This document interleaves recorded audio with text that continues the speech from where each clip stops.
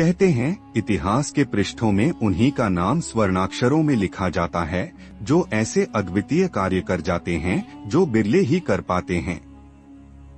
परंतु कुछ ऐसे भी होते हैं जो केवल नाम ही नहीं, एक ऐसी मिसाल बन जाते हैं कि उनके जैसा कोई दूसरा नहीं होता और उनका नाम इतिहास में सदैव के लिए अमर हो जाता है।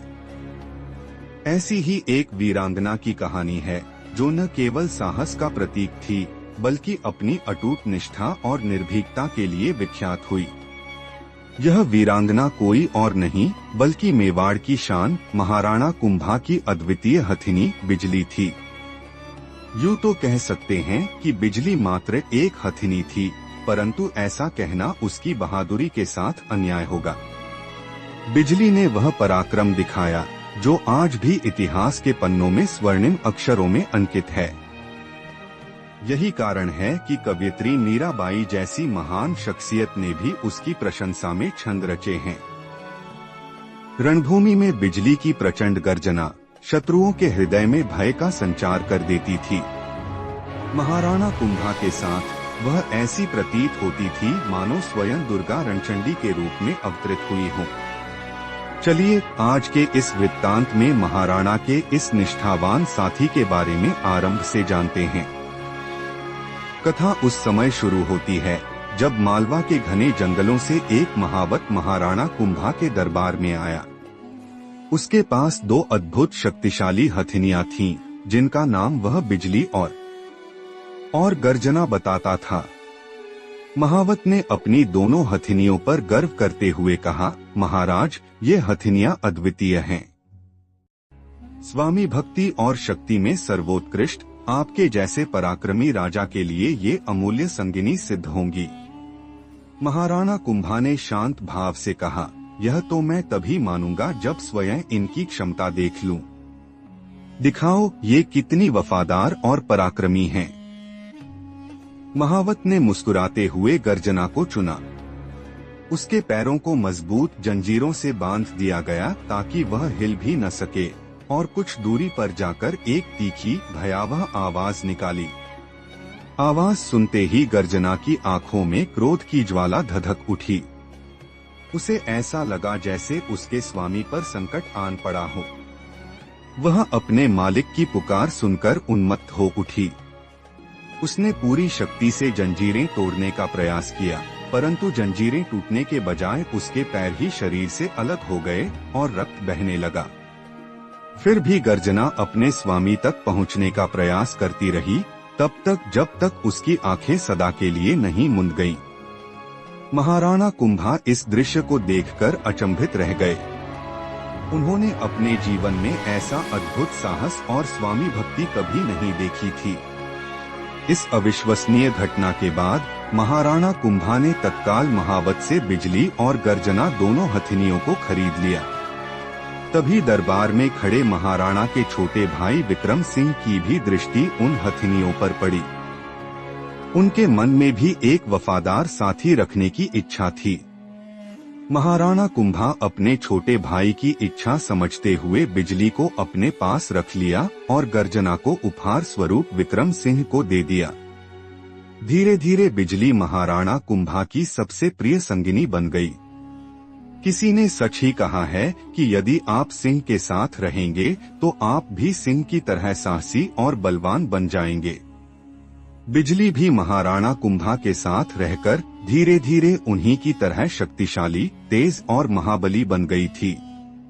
वह महाराणा को दुर्गम पहाड़ियों और घने वनों में इस प्रकार ले जाती मानो पवन से बातें कर रही हो। उसकी चाल में इतनी तीव्रता थी कि शत्रु उसे पकड़ ही नहीं पाते थे। महाराणा भी बिजली को अपने पुत्रवत मानने लगे और बिजली भी महाराणा के प्रति अटूट निष्ठा और प्रेम दर्शाने लगी। समय तीव्र गति से बीतता गया और फिर आया चित्तौड़ का युद्ध, जहां पर मुगल सेना लगभग 1.5 लाख सैनिकों की विशाल शक्ति के साथ युद्ध के मैदान में उतरी थी। इसके मुकाबले में महाराणा कुंभा की सेना मात्र 40,000 सैनिकों की थी। इस विशाल संख्या के अतिरिक्त मुगल सेना के पास अनेक शक्तिशाली घोड़े भी थे जो युद्ध में कहर बरपाने के लिए जाने जाते थे। परंतु मेवाड़ की सेना के पास अश्वों की संख्या बहुत कम थी। ऐसे में महाराणा को अपने योद्धाओं और विशेष रूप से अपनी हथिनी पर ही पूर्ण विश्वास था। इस युद्ध में महाराणा कुंभा ने बिजली के मस्तक पर घोड़े के मुखौटे जैसा कुछ बांध दिया था, ताकि वह युद्ध में मुगल सेना के अश्वों को भ्रमित कर सके। मुगल अश्व बिजली को देखकर उसे किसी विशालकाय घोड़े जैसा समझते थे और उस पर आक्रमण करने में हिचकिचाते थे। यह महाराणा की युद्ध नीति का एक महत्वपूर्ण भाग था।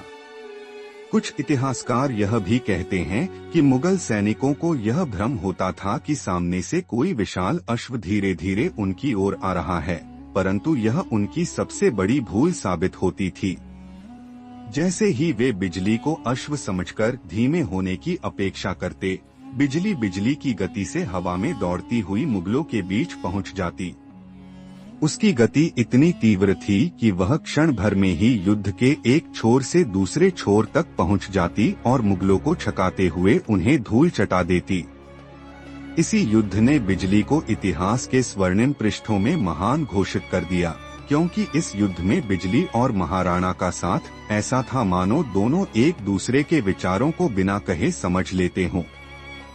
बिजली न केवल महाराणा के संकेतों को भांप लेती, बल्कि उनकी सुरक्षा के लिए अपनी रणनीति स्वयं तैयार कर लेती थी। इस युद्ध के मैदान में महाराणा ने अगला कदम सोचा भी नहीं होता। बिजली पहले ही उसका अनुमान लगाकर उसे पूरा करने के लिए तत्पर रहती थी। बिजली की शक्ति और सहनशीलता का अनुमान आप इससे लगा सकते हैं कि वह महाराणा कुंभा के साथ 80 किलो का कवच, 100 किलो का हौदा और स्वयं महाराणा का 120 किलो का वजन लेकर युद्ध भूमि में ऐसे दौड़ती मानो वायु को भी पराजित कर रही हो। उसकी गति इतनी तीव्र थी कि शत्रु उसकी चाल को पकड़ ही नहीं पाते थे। एक क्षण में वह एक ओर होती और अगले ही पल शत्रुओं के घेरे को चीरती हुई दूसरी ओर पहुंच जाती। इस युद्ध में मानो बिजली आग उगल रही थी। तभी महाराणा कुंभा ने उसके हौदे पर थपकी देते हुए कहा, बिजली, आज हमें उस अकबर तक पहुंचना है। मैं यहाँ बता दूं कि अकबर इस युद्ध में मुगलों का सेनापति था। बिजली ने महाराणा के शब्दों का मानो कोई उत्तर न दिया, बस एक हिनहिनाहट भरी गर्जना की और हवा से बातें करने लगी। अपने मस्तक पर बंधे नकली घोड़े के मुखौटे के कारण मुगल सेना पहले ही भ्रम में थी। कोई समझ ही नहीं पा रहा था कि यह विशाल अश्व इतनी गति से कैसे आगे बढ़ सकता है। जैसे ही बिजली ने मुगल सेना की पंक्तियों को भेदते हुए महाराणा को अकबर के करीब ला खड़ा किया, वह अपने पिछले पैरों पर खड़ी हो गई और अपने अगले दोनों पैरों को अकबर के घोड़े के सिर पर टिका दिया। मानो बिजली के भीतर भी वही ज्वाला धधक रही थी जो महाराणा की आंखों में थी। महाराणा कुंभा ने पूरी शक्ति से अपनी तलवार उठाई और अकबर की ओर निशाना साधा, परंतु ठीक उसी क्षण अकबर अपने घोड़े के नीचे छिपकर बच निकला, किंतु मारा गया। फिर बिजली ने जैसे ही अपने पैर जमीन पर रखने की कोशिश की, तभी अकबर के घोड़े के पैर में बंधी तलवार से बिजली का एक पैर गंभीर रूप से कट गया। इसका लाभ उठाकर मुगलों ने महाराणा को चारों ओर से घेरने का प्रयास शुरू कर दिया। महाराणा भी युद्ध में लड़ते लड़ते अब बुरी तरह से घायल हो चुके थे और उनकी स्थिति गंभीर हो रही थी। इस नाजुक समय में झालामान, जो महाराणा कुंभा से काफी मिलते जुलते थे और लगभग उन्हीं के जैसे कदकाठी रखते थे, तुरंत महाराणा के पास आए।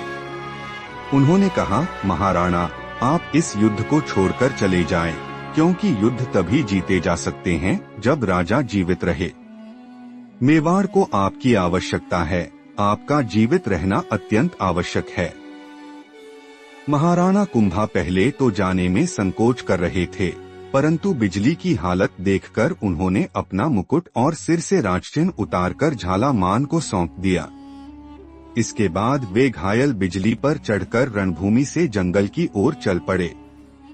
इधर रणभूमि में मुगलों को भ्रम हो गया और उन्होंने झालामान को ही महाराणा समझकर उन पर आक्रमण कर दिया। झालामान ने अद्वितीय साहस का परिचय देते हुए मुगलों का सामना किया और अपने प्राणों की आहुति देकर अंतिम क्षणों तक मुगलों को रोके रखा, ताकि महाराणा कुंभा सुरक्षित रह सकें और मेवाड़ का संघर्ष जारी रह सके।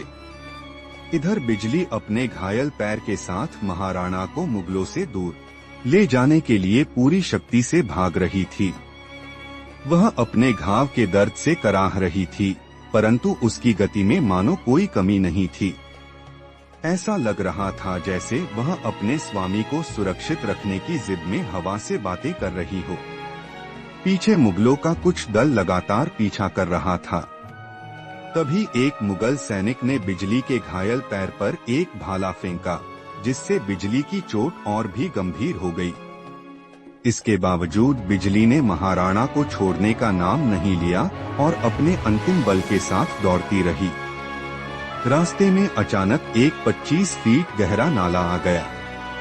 महाराणा के मन में एक पल को लगा कि अब शायद बचना मुश्किल है, लेकिन तभी बिजली ने अपने जीवन की सबसे बड़ी छलांग लगाई। अपने आखिरी प्राणों की शक्ति से उसने वह नाला पार कर दिया और महाराणा को सुरक्षित दूसरी ओर पहुंचा दिया।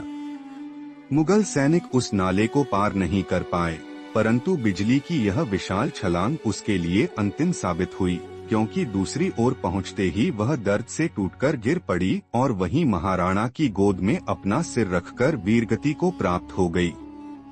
उसकी इस अंतिम बहादुरी ने महाराणा को मुगलों से सुरक्षित बचा लिया, क्योंकि पीछा करती मुगल सेना इस नाले को पार नहीं कर सकी। तभी अचानक आगे के जंगलों से घोड़ों की टाप की आवाज सुनाई दी। महाराणा ने जब देखा तो उनके सामने उनके भाई शक्ति सिंह खड़े थे। शक्ति सिंह, जो चित्तौड़ के युद्ध में महाराणा के विरुद्ध मुगलों की ओर से लड़े थे, अपने बड़े भाई को संकट में देखकर अकबर का पक्ष छोड़कर तुरंत उनकी सहायता के लिए दौड़ पड़े। उनकी आंखों में पश्चाताप की गहरी भावनाएं थीं। शक्ति सिंह ने महाराणा के पास आकर भारी स्वर में कहा, भैया मुझे क्षमा कर दो। महाराणा पहले ही बिजली की मृत्यु से दुखी थे।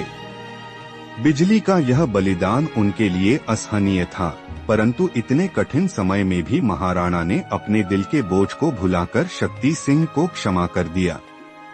इस भावुक क्षण के बाद शक्ति सिंह ने महाराणा को अपना घोड़ा त्राटक दे दिया।